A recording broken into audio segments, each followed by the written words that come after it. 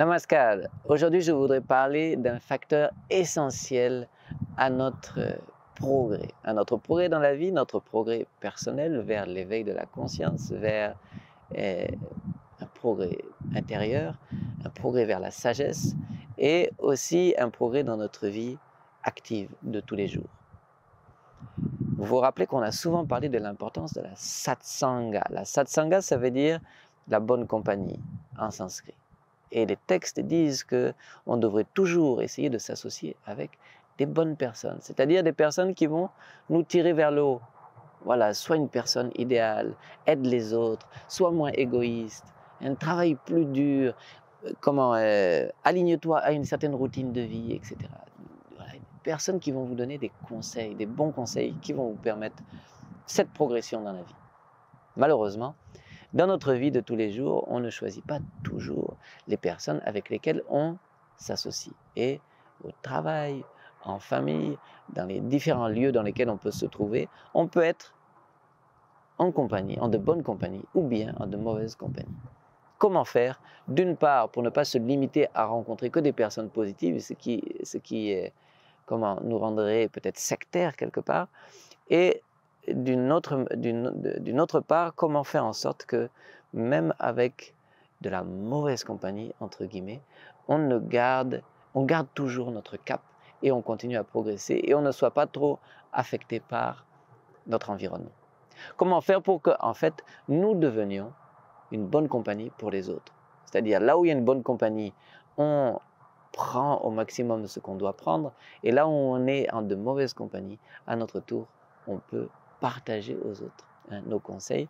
On peut être une bonne compagnie pour les autres sans pour autant se vider, voilà, de notre énergie et puis petit à petit se rendre compte qu'on est en train de tomber. Alors, je ne sais pas si vous vous rappelez, on a parlé des 7 secrets du succès. Et dans le deuxième secret du succès, on a parlé de quelque chose qui s'appelle Shraddhaya Yuktam en sanskrit. Et Shraddhaya Yuktam, c'est un peu difficile à traduire en français, mais ça veut dire quelque chose comme, en même temps, avoir une conception claire de notre objectif et en même temps, mettre toute notre énergie à tout moment, à chaque instant, si possible, se rappeler, se remémorer à notre objectif et mettre toute notre énergie pour toujours cheminer vers cet objectif. Voilà. Donc, ici, lorsque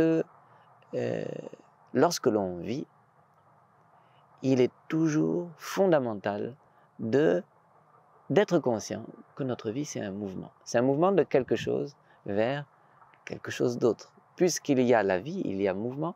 Puisqu'il y a un mouvement, donnons une direction à ce mouvement et donnons-lui la bonne direction. Et vous vous rappelez que les yogis disent que la meilleure des idéologies possibles, ou le meilleur but possible, ou le motto de la vie pour une vie qui progresse dans tous les sens du terme, c'est d'une part l'éveil de la conscience, l'épanouissement personnel, mais en termes de subtilité, de conscience, de sagesse, et d'autre part, aider les autres. C'est très simple. Je m'aide moi-même pour mon épanouissement durable à long terme, et j'aide les autres pour leur épanouissement durable aussi.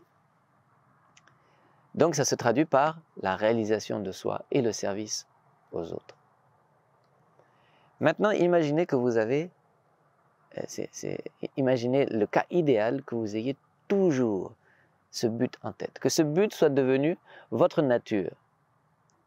Souvent on dit que lorsque l'on pratique quelque chose, d'abord il y a la pratique, on pratique quelque chose de nouveau, petit à petit, lorsque l'on a pratiqué quelque chose de nouveau, ça devient notre habitude, et lorsque notre habitude, c'est vraiment s'inscrit dans chaque pore de notre peau, dans chaque pore de notre être, ça devient notre nature, cette habitude devient notre nature. Donc lorsque vous êtes devenu un yogi et que vous vous êtes établi petit à petit dans cette direction, dans cette idéologie, voilà que vous allez prendre à chaque instant, vous allez vous rappeler que mon objectif, c'est 2 choses. D'une part, mon épanouissement, l'éveil de la conscience, mon épanouissement spirituel et aider les autres.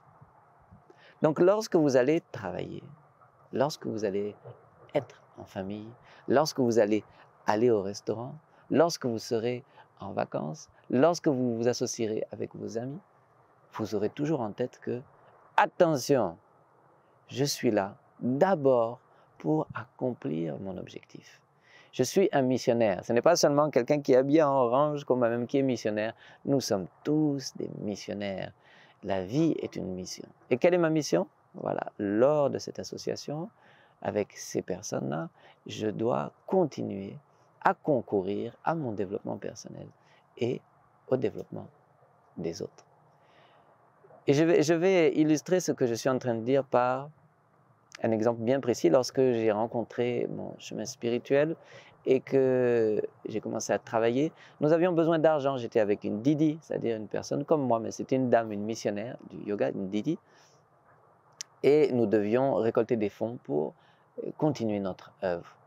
Et j'étais en Allemagne à cette époque. Et ce qu'on faisait, on allait dans les festivals de musique. Il y a des festivals de jazz, c'était moitié jazz, rock and roll, etc. Des festivals qui s'étendent sur 3-4 jours. Tous les jeunes d'Allemagne, mais d'Europe, même du monde entier se retrouvent là-bas pour faire la fête. En gros, écouter la musique et faire la fête. Donc vous imaginez un peu le genre d'environnement. Hein, les jeunes dorment sous des tentes, etc. Et c'est la fête nuit et jour. On boit, il y a la drogue, il y a le sexe, tout ce que vous voulez est là. Et il y a de la bonne musique aussi. Donc me voilà avec ces Didi. Ils étaient plusieurs, donc on s'était retrouvés pour cette collecte de fonds. Et qu'est-ce qu'on faisait? On se retrouvait dans notre tente et les Didi faisaient des boules. On appelle ça energy balls. Elles mélangent de l'avoine, je me rappelais, il y a de l'avoine, de la noix de coco, des jus de fruits, du miel, etc. Et donc on fait des boules avec tous ces bons ingrédients. On met plein de vibrations positives dedans et on appelle ça energy balls. Et ensuite, nous, on se lève, on a nos petits paniers et on se promène et on vend nos energy balls parce que les jeunes qui dansent beaucoup, qui fument beaucoup, etc., ils sont fatigués et ça leur redonne un coup d'énergie pour qu'ils puissent continuer à vaquer à leurs occupations. Donc, vous voyez qu'on est dans un environnement vraiment qui n'est pas un environnement spirituel tel qu'on pourrait le penser. Mais nous avions un objectif bien précis. D'une part, celui de récolter des fonds. Donc, on était dans notre travail, canalisé dans notre œuvre, à travailler, à œuvrer pour notre cause. Et en même temps, bien sûr, notre activité, ce que l'on vendait, ce sont aussi de bonnes choses, des choses saines pour la santé. Et donc, lorsque on communiquait avec ces jeunes, on se promène, on communique avec ces jeunes, c'était positif aussi, c'est-à-dire avec le sourire, et puis avec quelques bons conseils aussi, et puis eux nous rigolaient bien sûr dans notre tenue orange, donc là le Papa Noël est venu vendre ses energy balls, mais c'était très chouette, et c'était aussi un moment d'échange, on a beaucoup échangé avec ces jeunes-là. Moi, j'étais nouvellement sur le chemin de la spiritualité, donc c'était un peu comme si j'arrivais de leur côté pour venir maintenant de ce côté, et c'était très intéressant pour moi de discuter, d'échanger avec ces personnes. Et donc vous voyez qu'on était dans un environnement où la compagnie n'est pas idéale pour la spiritualité, au contraire c'est plutôt un environnement où on se laisse guider par le plaisir, par nos sens et en général on dérive loin de nos objectifs, mais nous autres avions cet objectif en tête et on a continué à vivre dans ce milieu sans pour autant dépérir spirituellement. Et pourquoi? Parce qu'on avait cet objectif en tête. Donc, le facteur primordial du succès, de votre progrès dans la vie, c'est toujours d'avoir cet objectif. Lorsque vous êtes en famille, lorsque vous partez dans un bar, dans un café, n'oubliez pas que vous y êtes pour une mission. Voilà, si un jour vous devez vous retrouver dans une boîte de nuit, voilà, je me rappelle, j'ai des amis en Italie qui font des collectes de fonds aussi pour les activités qu'on a menées au Burkina Faso. Et des fois, ça se passe dans des boîtes de nuit. C'est arrivé qu'ils aillent dans des boîtes de nuit. Ils font une présentation de leur programme. Voilà, les jeunes sont là et contribuent à la bonne cause. Eh bien, lorsque ces personnes vont dans les boîtes de nuit avec cet objectif bien précis, ils ne sont pas dévoyés de leur mission. Parce qu'ils y vont pourquoi? Pour accomplir cette même mission. Ce sont des missionnaires. Voilà, donc vous pouvez, avec cet esprit-là, avec cet objectif, lorsque cet objectif est devenu votre nature, quel que soit le lieu où vous êtes, hein, vous n'êtes pas en péril de perdre votre objectif, votre mission, et de régresser. On veut progresser, on ne veut pas régresser. Donc pour ne pas régresser, il faudrait à chaque instant, que vous soyez en famille, que vous soyez au travail, que vous fassiez votre business, quel que soit ce que vous fassiez, que ce soit pour nourrir votre mission, dans l'objectif d'avancer vers l'accomplissement de cette mission.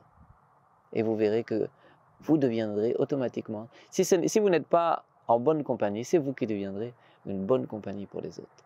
Et lorsque cette mission, cette chose est devenue, cette mission est devenue votre nature, et petit à petit, vous allez devenir tellement droit avec vous-même, tellement clair avec vous-même, parce que votre conscience augmente, grandit et s'éveille, et parce que vous réalisez à chaque pas le bien fondé de cette mission.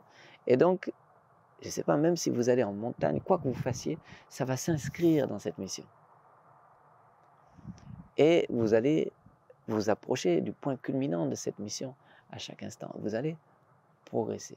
Et vous allez pouvoir faire tout type d'activité, vivre dans n'importe quel type de circonstances et rester positif, rester focalisé sur votre but et continuer d'avancer. Même dans les mers et les terres les plus sombres, les plus obscures, les moments vraiment obscurs de votre vie, vous aurez toujours cette étoile polaire qui est devant vos yeux, qui brille et que vous ne perdez jamais du regard. Donc vous continuez contre vents et marées à vous acheminer vers votre objectif. Donc gardez toujours votre objectif en tête. Et c'était le deuxième secret du succès. Et c'est un facteur fondamental pour votre progrès spirituel. Merci beaucoup. À très bientôt. Namaskar.